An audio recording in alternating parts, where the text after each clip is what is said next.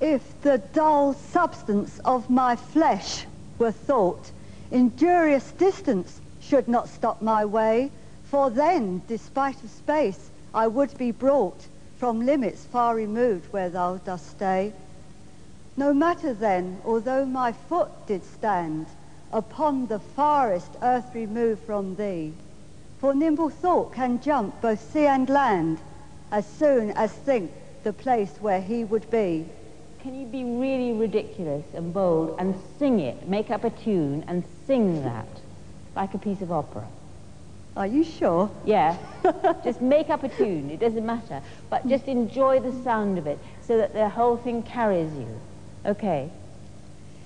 If the dull substance of my flesh were thought, injurious distance should not stop my way, for then, despite of space, I would be brought from limits far removed where thou dost stay. Right, now speak it to me, as though I'm a bloke that you're talking to. Right, right. If the dull substance of my flesh were thought, injurious distance should not stop my way, for then, despite of space, I would be brought from limits far remote where thou dost stay. That's better. Can you feel that? But that so much of earth and water wrought, I must attend time's leisure with my moan. That's smashing. Can you feel that? Yes. Yeah, but I'm holding myself so that I'm keeping this deep, it feels. You're holding down? I seem to be. Right. That's a little bit because we're doing it as an exercise. Do you see what I mean? For getting the voice down. But that's very necessary for the moment, so that you feel the weight of sound. Then when one has it with one's own language, which you are behind and you know what the thought is, then you start to be free. Do you see? Just do that second bit again, but just allow the thoughts now to spring a bit. For nimble thought. For nimble thought can jump both sea and land, as soon as think the place where he would be.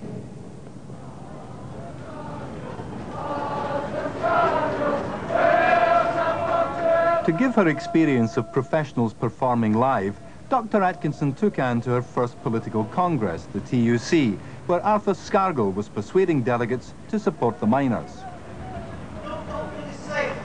From this butcher of British industry, this chairman of British Steel, he butchered over 100,000 jobs.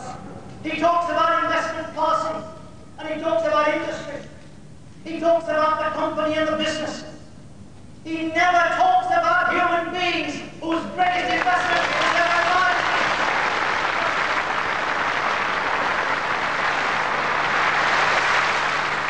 I heard references to violence. Yes, Mr. President, we've had violence.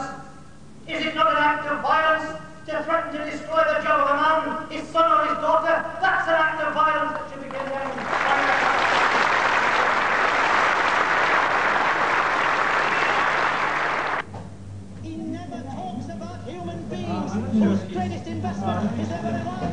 Backstage, Dr. Atkinson reran the highlights of Arthur Scargill's speech and analysed them for Ann.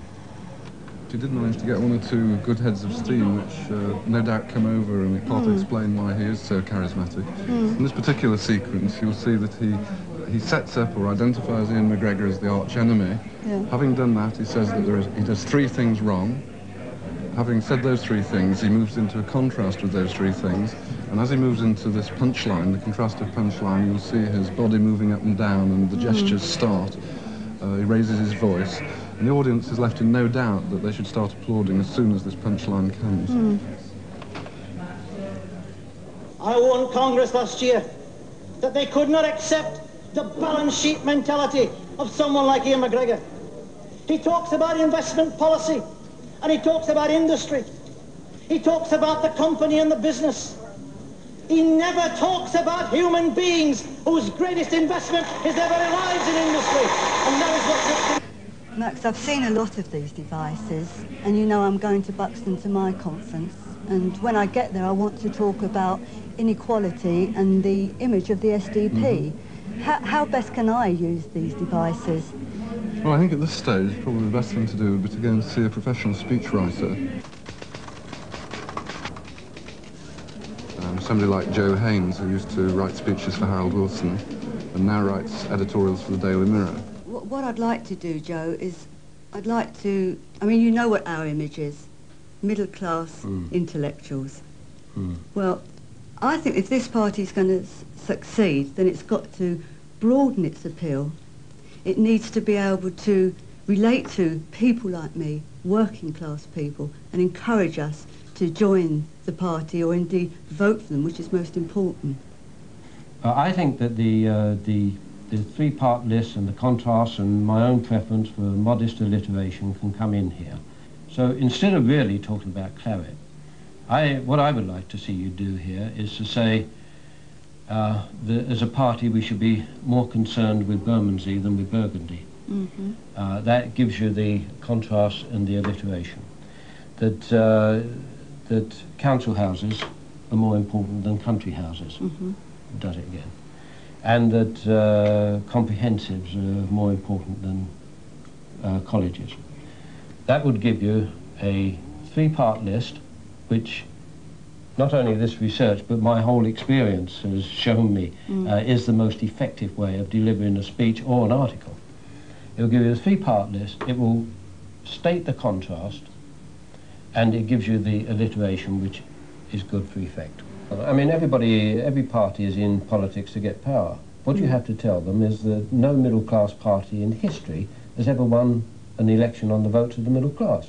I mean, in front of you is going to be a whole sea of Guardian readers. Those are the people, the kind of people that are associated with the SDP.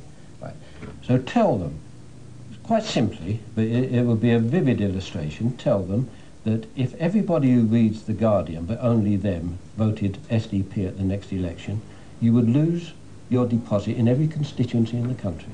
The point that you want to make is that the SDP needs the working class vote more than the working class vote at the minute needs the SDP. Absolutely. That's what you want to say. That's the point that you've got to put over. Yeah, that's very good. Make that point and they will grasp it, even if it shocks them slightly.